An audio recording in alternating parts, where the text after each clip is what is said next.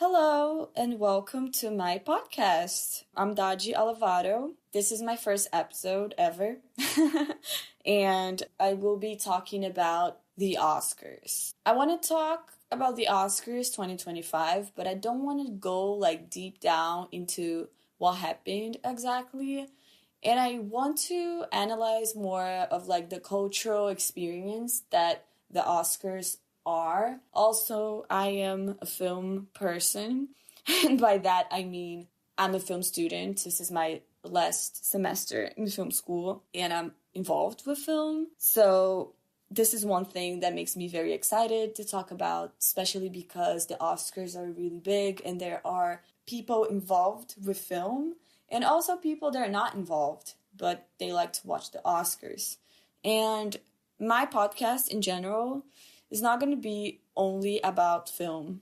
Actually, film is going to be just a small part of it. And since this is my first episode, I think it deserves an explanation of who I am and what I'm going to be doing here. So basically, I'm Daja Lovato, like I said, but if you want to hear my name in my native tongue, my name is Daja Lovato, which is Portuguese. I mean, it's the Portuguese pronunciation. Anyway, and I am creating this podcast because, honestly, I've always been connected to communications since I was younger. And I think the greatest example of that is iCarly was my diva. Carly was my diva. And I always had the dream to have a show like hers. And from there, not only from there, I think I've always been connected to arts and creation and communications especially. So I want to have a space, a safe space to talk about things and thoughts. And I feel like nowadays, at least my personal accounts in social media don't reflect this personal space, the safe space that I'm looking for. And for some reason, the idea of having a podcast kind of gives me this sense of safety. Talking is my superpower. Chatting is one of my hobbies, for real. And I needed a space to just pour my heart out and talk about things, about the world and experiences and just opinions. And what I'm trying to do here is give the perspective of someone that lives in the US, specifically in New York City. I'm originally from Brazil. I grew up in Brazil, but I've been in the US for 8 years. So I really want to make connections to people, and maybe this is not going to be a conversation per se because no one's talking to me. I'm just rambling, but I hope whoever is listening to this can relate and comment and maybe contact me and maybe we can be friends. Who knows? I just want to put ideas out there, I think. And the Oscars being the first topic is something interesting because this edition of the Oscars was very important for Brazilians because we had the first Brazilian movie to win an Oscar. Yeah, I think this is a good start to explain why I'm doing this. So basically, like I said, Brazil was there. That's not something common. I mean, the Academy is American and films are a huge thing for American culture. But in Brazil, things are a little different. We do have amazing films, but it's not as big as the US, obviously, or France, I would say, are the historically most well-known countries for film. But Brazil is very passionate about, Brazilians are very passionate about their country, or our country, because I'm part of the Brazilians. Anyway, and it's just interesting to see the difference in the reaction people had and how people deal with loss or wins. So basically, the first thing I want to talk about is Best Picture 2025 was Honora, and the Best Leading Actress was Mikey Madison. She was the winner. We had in Brazil, right? Brazilians had I'm Still Here nominated for Best Picture, and Fernanda Torres was the leading actress, which was also a nominee. And we're also the winner for international film. And that's something very interesting because here in the US, I saw some people talking about it and cinema culture in New York City specifically is very strong. In Brazil, we consume a lot of American films. I think all over the world, people just consume American films, American culture, American music. American actors are famous all over the place. You know, like, it's something that it's not even a big deal. I think that's very interesting. Not that it's not a big deal, but like for an American, your pop culture is the world's pop culture, at least as of now, March of 2025. That's how it is. Maybe one day this is going to change, but I really doubt. And for other countries, that's really not how it is. I'm Still Here, the Brazilian movie that was nominated. It was like a huge deal for Brazilians. But in the US, like, people know about the film, but I do know a lot of people that didn't watch it. You know, like, I know people that watched some of the films, especially like Best Picture nominees, and they didn't watch I'm Still Here because it's in a foreign language, you know, like, and all these layers. And yeah, layers of like difference of culture, even though the US also has like a mix of cultures within the country. Like, the culture of the country is very mixed and is becoming more mixed. This is still like a barrier because the US doesn't need to consume arts, content, anything from outside of their own culture, basically, like their own world, which is like the US. The US, even if it's like music from like Americans that have a different heritage, not different heritage, but like a heritage that is not like white, let's suppose, which is like what a lot of people from outside the US think American culture is like white culture because of the way things were promoted through American culture in the past. You know, like, this is like what some people think. But nowadays, you know, we have more representation of different groups.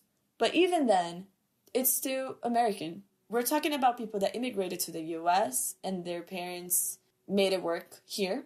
And then maybe they had kids here, and this person is a first generation, second generation, third generation immigrant. But, you know, the culture gets mixed, and then this is like American. I think this is a very funny thing because, for example, Zoe Saldana, she won the Oscar for Best Supporting Actress, and she was talking about representing Dominican Republic, even though she is American, but her parents are from Dominican Republic, if I'm not mistaken. And I know some people say like, oh, but she's American and she's representing the US, but I totally get why she's saying that, you know, because she's also bringing the culture from like her country of heritage to this place, which is America. I mean, US. Whatever you want. I don't want to be the annoying person who says that America cannot be called America, but at the same time, America is the continent. Anyway. And well, talking about this difference of culture in understanding each other's culture, I think the main point of this episode is talking about how Brazilians reacted to Fernanda Torres not winning Best Actress, like leading actress, even though this was something very, very, very unlikely. She could have been the best actress in theory, like technically. But because of this difference of culture, it was not likely that she was going to win. And of course, I would be so happy to see a Brazilian actress winning this award, which is completely like, you know, like out of the question when we think about it in our everyday lives. But, you know, it happened, guys. Like, Mikey Madison got the award, which I think all nominees were really great. And then the results for this, like Fernanda Torres not winning, was a Brazilian rage. And I really wanted to talk about this. Because I don't think Americans are used to the way Brazilians reacted. And this created like a whole complicated thing. And I didn't know how to feel about it. I really felt like a little ashamed. But at the same time, I get why Brazilians were so upset. So basically explaining what happened. So if you want to know that, like I said, Brazil and many other countries are not really represented in the Oscars in other categories besides international film. And even in international film, it's already like hard to get into it. Like, it's already hard to get into any category. It doesn't matter if you're American or not. But I'm just saying that if you're not from the US and your film is not speaking English, like a English-speaking film, things get a lot more complicated because the people analyzing it don't fully connect with the language. So Brazilian was nominated this year, a film by Walter Salles, who is a really amazing filmmaker. He went to PUC-Rio, if I'm not mistaken. This is a college. This is a university in Brazil, just explaining. But he also went to USC in California, which makes, like, a huge difference for, like, the way he is making movies and putting them out there. And besides that, he is a very extremely ridiculously rich man from Brazil. He's a billionaire. So that's what I wanted to say. I think that's all I have to say so you understand what's going on. So basically, for Brazilians, it was like being noticed, you know. I think for certain countries, like Brazil, for example, we really love our culture. We're really passionate about it. We do criticize it a lot, okay? I don't want you to think Brazilians only love Brazil. No, that's not true. But when we are talking about Brazil showing Brazilian culture to other countries, we get really proud because it's something that doesn't happen every day. And when you talk about certain countries, there's a lot of, like, stereotypes that come into your mind. And I would say Brazil is one of them. Many people don't even know, like, what Brazil is. I mean, they do. But I've encountered so many people that don't really know anything about Brazil. They don't even know where it is in the globe. And to answer that, it's in South America. But many times we only think about, you know, Brazilian butt and carnaval and futebol, or soccer for Americans. And, you know, it's fine. It's not a problem. It happens. Like, maybe someone from Brazil could think about America as, like, burgers and, like, baseball. I don't know, like, you know how it is. Like, it could be. That totally happened to any country. But because the US has such great visibility for pop culture, then people understand the country and the culture a little more deeply. And Brazilians were really excited and expecting these awards to go back home, to be in, like, the filmmakers' hands, and they would bring it back home. Okay, so basically, one of the things that caught my attention about the post-Oscar moment was that Brazilians were really upset because Mikey Madison won the Oscars for Best Leading Actress, and she was competing against Demi Moore and Fernanda Torres, which is the Brazilian actress. Both of them were, like, favorites to win the Oscars, and obviously Demi Moore was, like, the favorite one to win the Oscars. Honestly, in my opinion, Mikey Madison was second place, but I think maybe some people, especially in Brazil, were thinking Fernanda Torres was, like, more likely to win. Being most likely or not doesn't mean that one is the most talented and the other one is the least talented.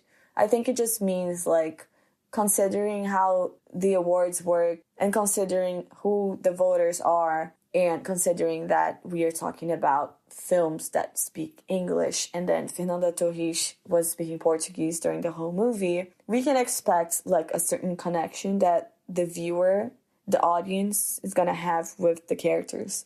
And having a film in a different language can be a barrier. I'm not gonna say it's a complete barrier because we saw Parasite win Best Picture, for example. But I'm just saying that the chances get a lot lower. And I just thought it was so funny because, honestly, I didn't watch the whole ceremony because I was on set. Then when I finished my shift, basically, I came back home. And as soon as I got home, I turned it on. But I barely watched, like, half of it. I would say not barely, but I watched, like, less than half of it. And, you know, it was fun. I do think Anora deserved getting the awards, but not necessarily all of them. I'm not sure if I agree with, like, Mikey Madison getting Best Leading Actress, even though I think she's really amazing. But in comparison, I think Demi Moore was the one that should win the Oscars. Not that she win. I think Fernanda Torres was really good as well, to be very honest. But I think I'm a little biased because I'm from Brazil. But anyway, Brazilians did not like that. Brazilians wanted to lose for Demi Moore.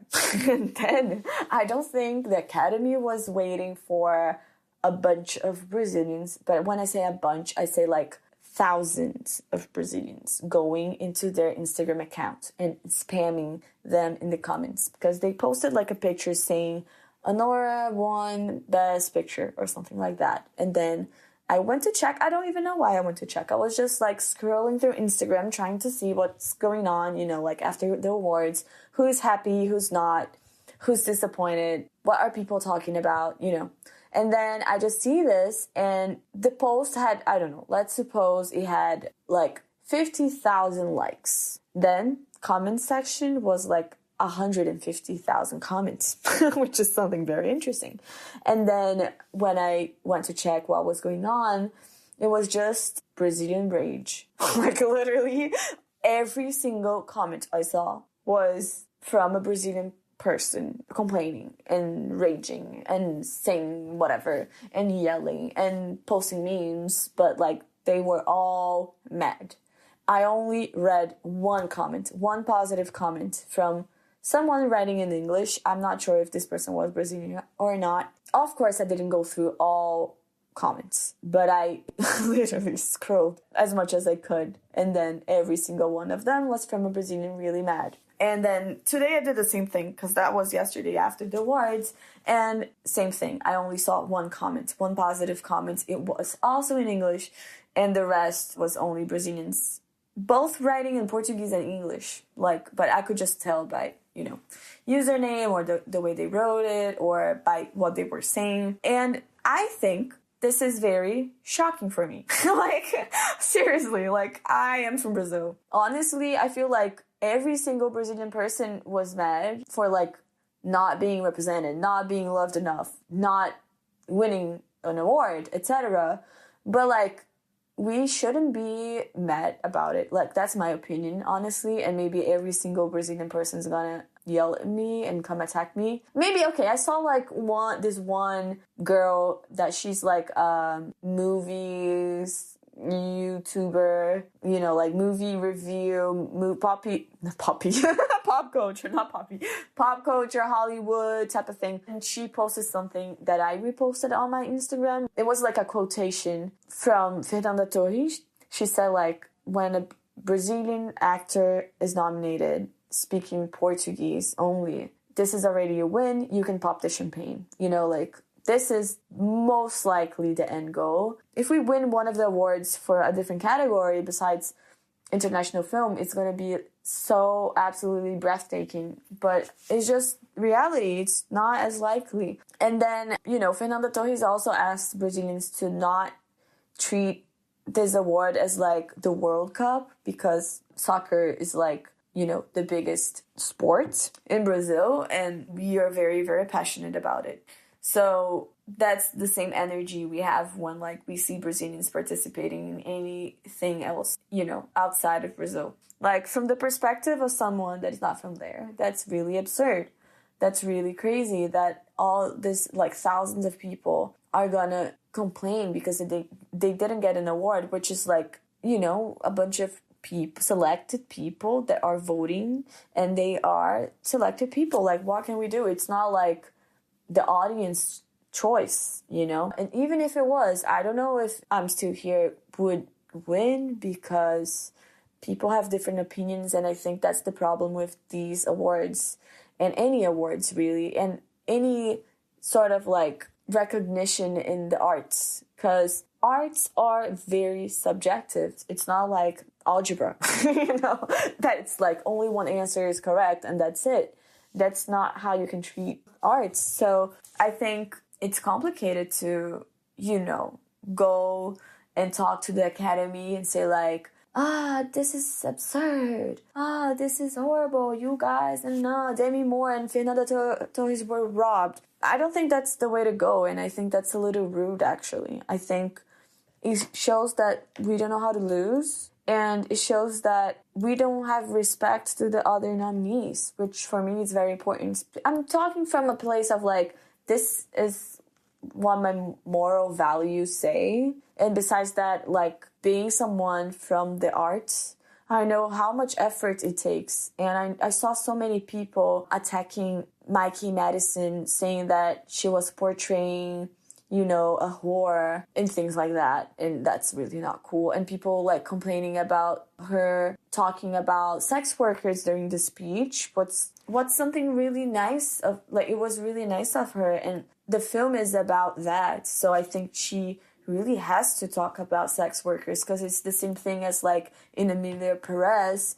None of the people that won the Oscars or like the awards in their categories mentioned anything about trans people. And, you know, that's why this movie was so controversial, because people knew like the themes were there just for an agenda and not really for the message. And I think Anora did this really well, actually. I think Anora was trying to bring the human side of like a sex worker, which a lot of people don't see. So maybe you didn't love the movie, which I understand, because Anora is an indie film, like very obviously not Hollywood, you know, type of story, even though it was really entertaining. And I think that's very surprising in a way, because it was really entertaining. It was truly funny. I get that it wasn't like absolute cinema for a lot of people, but it's because they don't get what's involved in it, you know. That's at least my opinion. I mean, many people who understand about film didn't like Anora, and that's normal. But I'm saying that I saw people talking about it, and people that said like, I don't know anything about it. I am just like the audience. But I think Sean Baker getting Best Director is nonsense, because it was such a small production.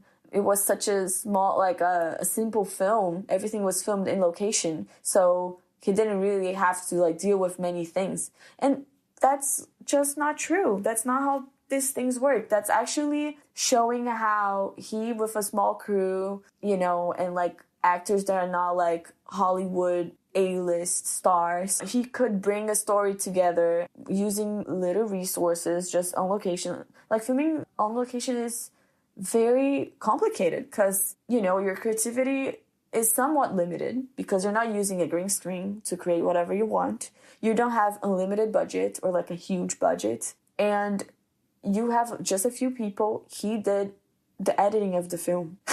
You know, like he's involved in so many things. He did the screenwriting of the film. And I think this shows how much of an artist he is. And Mikey Madison also deserves recognition because she was really good. And I know she was really into her character.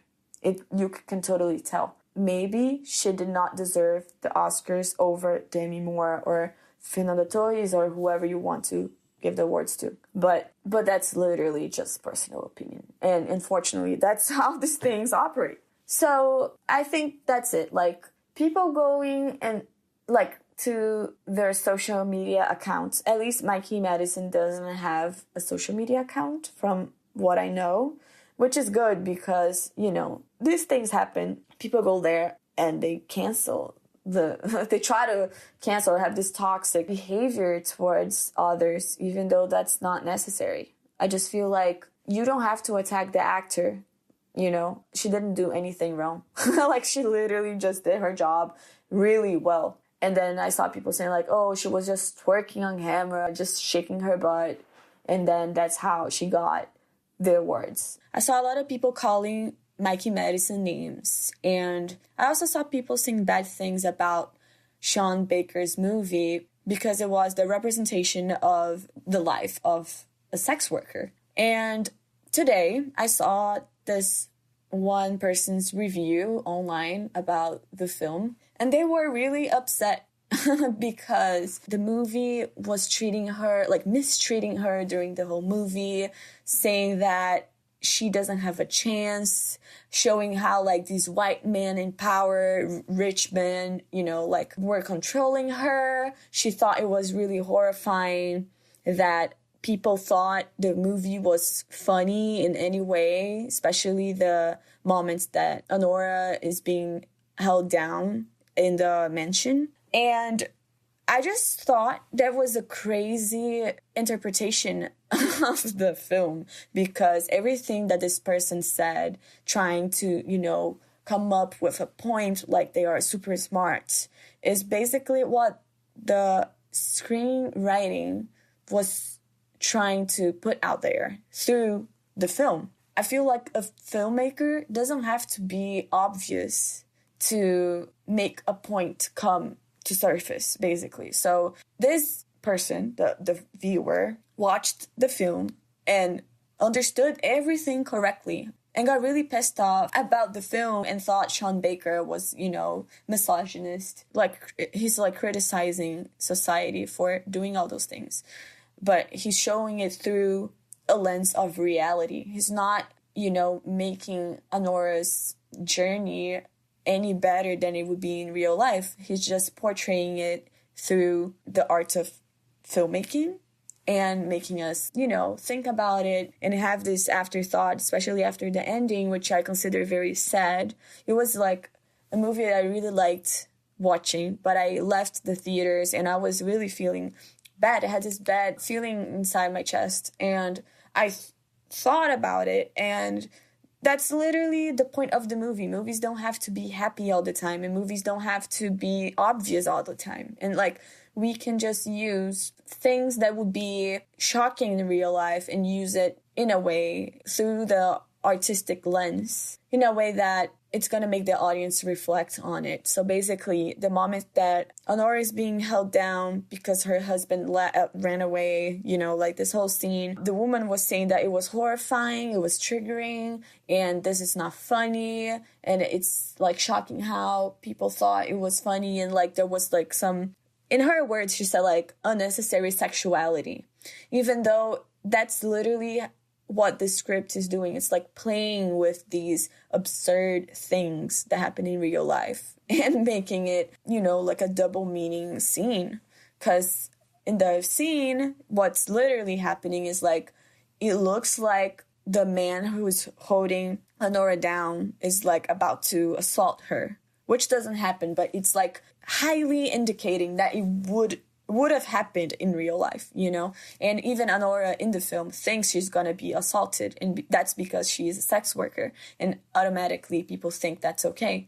But I just don't understand why someone would say, try to criticize and go against the film saying those points, even though these are the topics the movie is bringing up. And I saw so many people, saying bizarre things about Mikey Madison winning, a porn star winning the Oscars. Why don't you give the Oscars to, what is the name of that girl?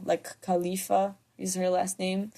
Anyway, you know who I'm talking about. If you don't, she's a porn star. Very big porn star. She used to be, I think. I don't think she is anymore. And I just feel that's literally why this film was made, because people have such a bad impression of sex workers, and I just feel people are so close-minded, and nowadays that's one of the problems. I feel people think they are very open-minded, even though many people just consume whatever it's being fed to them, and they just go along with whatever everyone else is saying. And I feel this way about Barbie, for example. I saw many people, there's a monologue by the end of the movie by America Ferrera's character. And this monologue for me was such a basic monologue. It's almost like it came right from a Pinterest or Tumblr post. And I've heard that people were really impressed by her lines, people that cried while watching that scene. And for me, that says everything. What is revolutionary in the eyes of many is usually what people who are trying to make the change or have more not from their time perspective are already knew a long time ago. And that's exactly how I feel about Honora and The Substance. I really enjoyed The Substance. I had a lot of fun watching it. I think there are many amazing things about that movie. I really love that both movies are independent movies, you know, and they had limitations, and that's why they thrived so much. Like, the directors thrived so much by being very creative. But I think, personally, the substance has like a message that is a lot more digestible by anyone, even if you don't have to think too deeply to understand the message of the movie, versus Anora, which is like a lot harder to grasp because it tells the story in a way that is more subtle. And that's why I think it's a little upsetting. I think this is one of the problems of the Oscars. Like I said before, many people watching the Oscars are people that don't really know about the arts and don't understand how the arts are used. I'm not trying to be the person who is selecting a group of people who can understand it or not. But I'm just saying that nowadays, especially, maybe not, maybe that was the way it was before, but I feel like people are very ignorant and maybe uneducated. And I'm not saying it in like a bad way. I'm saying it in the literal meaning, like, of not being educated enough to understand certain things, or being ignorant in the way that they don't have the information. And honestly, it's funny for me to say that because usually I'm not the person who speaks about these things, and I just prefer not to many times because, I mean, sometimes I don't feel like I have to talk about these things, but lately I've been wanting to talk about these things and bring up these points of like, maybe what you think is very like out of the box, but if it's very mainstream, it's usually not that out of the box. You know what I'm saying? It's not very revolutionary, because if it was, people would not be agreeing with you. I feel like when everyone is trying to yell those things that they think is like so open-minded and so revolutionary, if like most people are doing it, you're probably late in the trend, you know, like not late. I don't know. I feel like it might sound like I feel like I'm better than other people, but I really don't. I'm just trying to say that sometimes people just go for extremes and they repeat the same phrases other people are saying, and they don't really think about what they're saying. And I think that's really dangerous, like extremely dangerous and harmful. And that's, for me, like the example of this Oscars. People saying that the story, like the plot of the substance, is repeating itself. Really, it might be somewhat true, but at the same time, it doesn't give these people the right to say all those things about Mikey Madison, Anora, sex workers, and like try to make them lesser than by being a movie about people that work with sex, which is such a taboo, and people are always seen as like the bottom of society. Like, you know, sex workers are highly seen as the bottom of society. And I just feel like it's very impressive because I know a lot of people, like a lot of women, that attack these other women that work with in the sex industry, if that's how I can word that. And I think that's very upsetting, because we should not be trying to, you know, attack one another in the same way that in this Oscars, something absolutely shocking happened during Adrien Brody's speech. He was talking about the message of the movie, and he talked about anti-Semitism and racism. And he basically said that we should all get together and be strong and not turn against one another. And then I saw Instagram stories from some people I know, which I honestly don't even remember exactly who was the person who posted, but I do know from like which group of people this person is like from. But basically, they posted a picture showing their middle fingers to the TV screen, and the TV screen was showing Adrien Brody like giving his speech. And I know they did that because they are pro-Palestine, which is absolutely not a problem. Like, I am totally in favor of not attacking Palestine.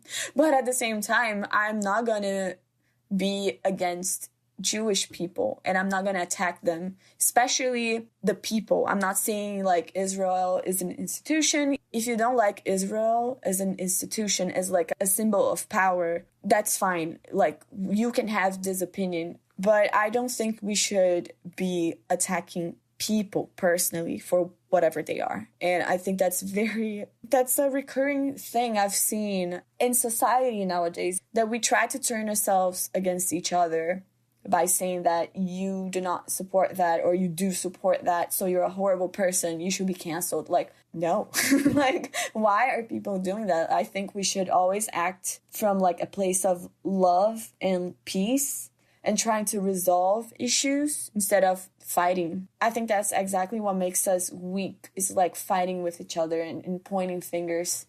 So I think this is one of the things that bothered me the most during this Oscar ceremony. Anyway, I'm gonna wrap up right now, but I just wanted to say that we are living in times of extremes for both sides, I think. And this podcast is actually being very freeing for me because, like I said before, I usually don't talk about these things too much. I don't feel comfortable talking on social media or even sometimes with friends.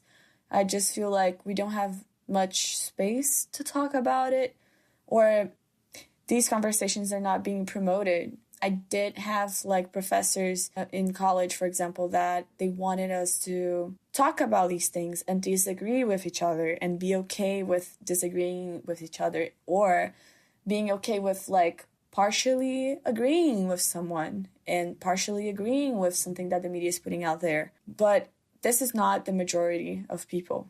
You know, the majority of people are not having these conversations, or like most professors are not doing this. So I think this podcast is being very interesting for me. Just being able to talk about this and maybe have like people agreeing with me, because many people are afraid to talk, and I am one of these people. I don't know, but I was afraid to talk about things many times because I thought someone would cancel me or yell at me or put me in a box and say that I'm X, Y, and Z. That's just people looking at me and seeing like a slice of what I think and who I am. And this happens online all the time. Like literally all the time. And even in person, but I would say online especially. We see someone's post, comment, or like one single second that someone says something that is not completely correct. Because people make mistakes, and it seems that like people are not tolerating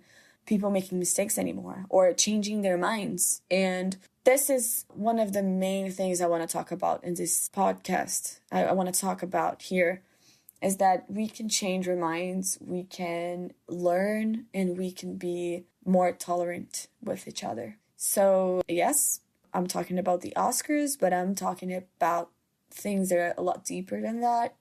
And I hope to bring more of these things here. So thank you so much for watching. No, sorry. I'm so used to filming videos usually. But thank you so much for listening to me. I'm Dadi Laved, whatever you want to call me. And I'm here to stay. This is Laved, and I'm signing off. Bye-bye.